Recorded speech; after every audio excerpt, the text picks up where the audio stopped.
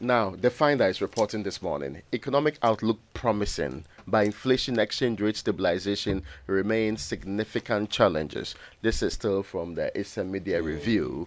Now, reliable data is the new goal to drive Ghana's a digital economy. That's Imagine CEO. I remember a decade ago, there was a big conversation about the big data, big gold mine that that the world is waking up to. So that's when data science was being projected hugely, because they said you make decisions based on data. It has to be scientific. Your decisions cannot be just inspired. I mean, some have inspiration, some have intuition. Those are all fanciful, wonderful things. But data drives decisions. Just that sometimes in our part of the world, it's difficult to come by the data.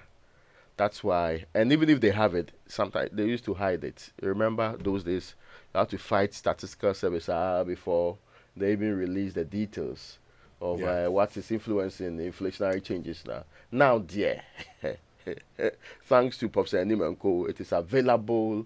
In fact, the data is even available. It is not being used. Sometimes you are worried about it. I just saw a data that barely a year ago, no, just a little over a year ago, the UCC team that surprisingly won the what they call it, a hackathon, the Stars Bank hackathon. Yes. The Bajimba team. Fantastic team. Oh, I'm just helping you. That in. Okay, what I'm trying to say is that team, what they developed was take every district of this country, look at the data available and what it says about the lack of amenities, provision of infrastructure, so that if I am DCE today, I don't have to redo that kind of, if you like, work. They developed a nice website for it. All I need to do is go and download. There are 16 schools in this area. This is how they are located. This is the number of people who have access to the school within 30 minutes from where they live and all of that.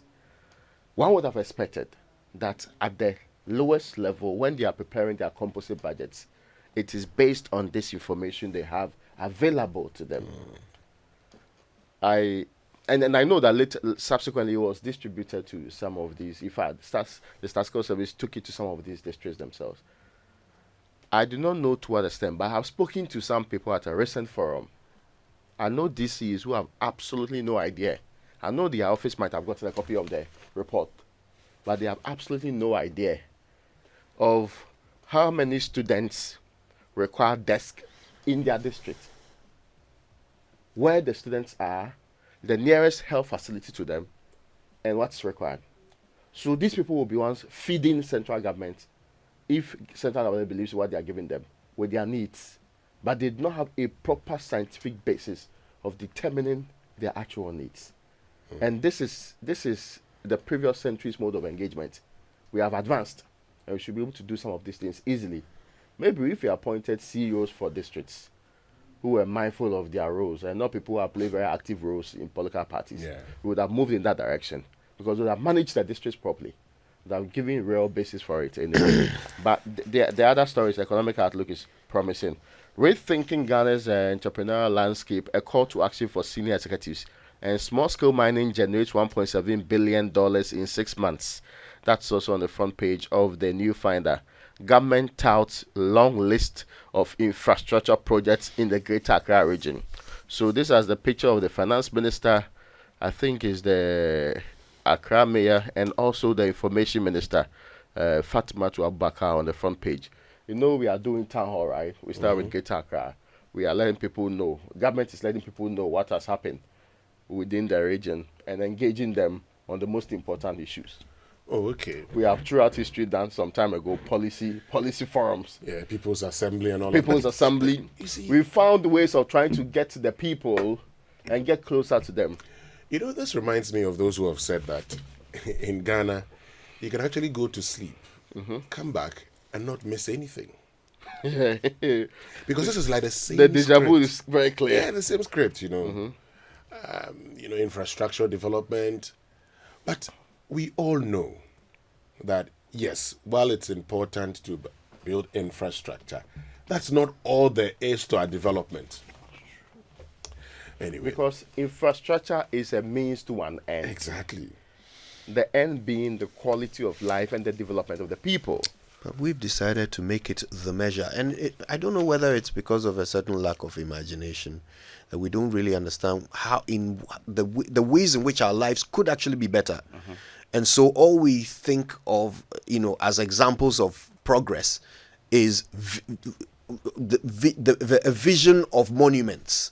So when you look at images of another country like the United Kingdom or the United States, you see big tall buildings, you see smooth roads and highways, and so that is development. And all we want is for that to be, visible here in Ghana. But if you have all that and you don't have a job, if you have all that and your child can't get, health care, is it development? So I think maybe there is a need. The NCC needs to be going into some of these areas as well, having discussions and debates with people about what development should look like, so that when they are promised things that aren't really development, they can challenge it.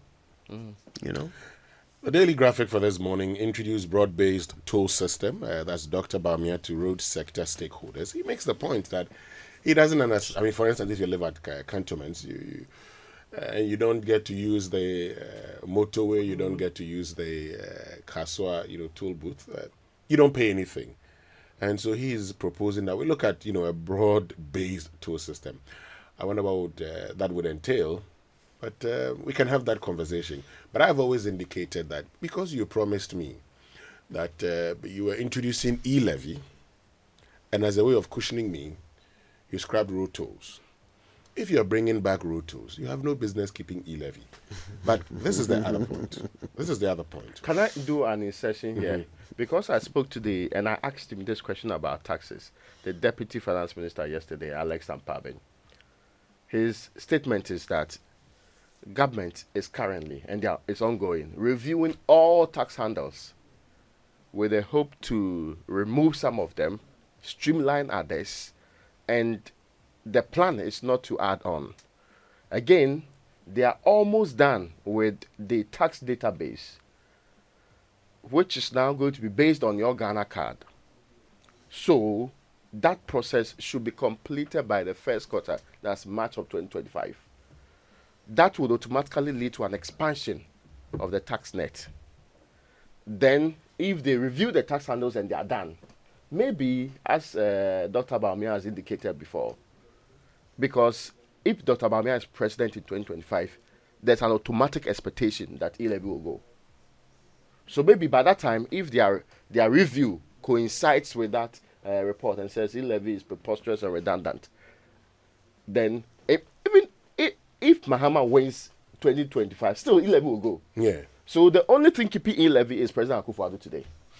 It appears so. Yes, e-levy must go. Yes, it is. Oh, but you see, if we're to fix the Accra-Tema motorway, and you ask people to pay more for it, a 10-lane motorway, and there's flow of traffic, and you ask them to pay more, I don't think people, I would say, we won't pay. And you could apply the same principle to many other intercity highways. The Accra-Kumasi road. Raymond, if you were to, do that up to international standard and toll it, we'll all pay. I just checked something this morning. So I decided to find out the Ghana Infrastructure Investment Fund. The one that's supposed to build the motorway. Yes, I looked at the act that was passed in 2014. And the one that was, amended in 2021. Now, I want to check the sources of funding. Section 5.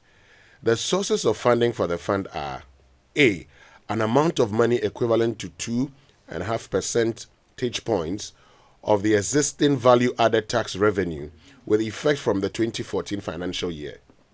I'll just do 2 and I'll just compare to the other one. An amount of money equivalent to 25% of the annual budget funding amount to be applied to amortization and direct infrastructure expenditure. Okay. Let me take you to the amended one of 2021. Sources of funding.